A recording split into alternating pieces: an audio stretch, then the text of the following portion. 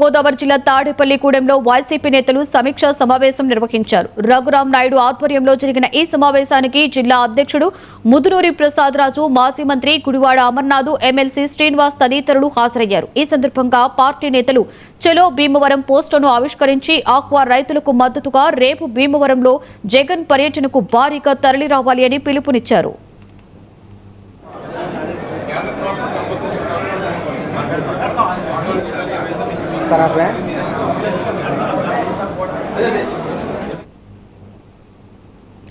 రాష్ట్రంలో ఆక్వా రంగం తీవ్ర సంక్షోభాన్ని ఎదుర్కొంటుందని ముదునూరి ప్రసాద్ రాజు ఆరోపించారు. అలాగే వైసీపీ ప్రభుత్వంలో ఆక్వా రంగానికి ప్రత్యేక ప్రోత్సాహం లభించక ప్రస్తుతం రైతులు తీవ్ర ఇబ్బందులు ఎదుర్కొంటున్నారని గుడివాడ అమర్నాథ్ విమర్శించారు.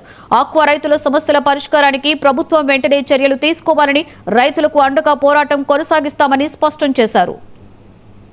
జగన్మోహన్ రెడ్డి గారు రేపు భీమవరం వస్తా ఉన్నారనేటువంటి విషయాన్ని ఈ సందర్భంగా మనం ప్రతి ఒక్కరికి చెప్పాల్సినటువంటి బాధ్యత ఉంది. తప్పకుండా రేపు జగన్మోహన్ రెడ్డి గారు రాకతో ప్రభుత్వం దిగి వస్తుందని చెప్పి ఆశిస్తూ ఉన్నాం. రైతులకు మేలు జరుగుతుందని ఆశిస్తూ ఉన్నాం. ఈరోజు ఇందాక రఘురాం గారు మాట్లాడుతూ చెప్పారు, 100 కౌంటు వారు ఖర్చు, దానికి జరిగేటువంటి ఖర్చు 270 రూపాయల నుంచి 280 రూపాయలు ఖర్చు అవుతా ఉంది. కానీ అమ్మితే 225 రూపాయల నుంచి 240 రూపాయలు వస్తూ ఉంది.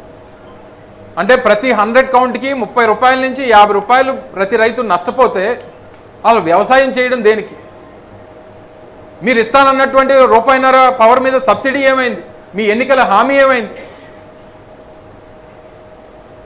ఏ రోజు కూడా ఆక్వా రంగాన్ని పట్టించుకున్నటువంటి పరిస్థితి. ఆక్వా రంగంలో మీద ఆధారపడి ఉన్నటువంటి కంపెనీ వారి కొమ్ముకాయాలనేటువంటి ప్రయత్నమే ప్రతి సందర్భంలో చంద్రబాబు నాయుడు గారు చేస్తూ వచ్చారు తప్ప ఆక్వా రంగాన్ని నమ్ముకున్నటువంటి లక్షలాది మంది రైతాంగానికి మేలు చేయాలనేటువంటి ఆలోచన ఎప్పుడు ఏ రోజు ఈ కూటమి ప్రభుత్వం చేయలేదు.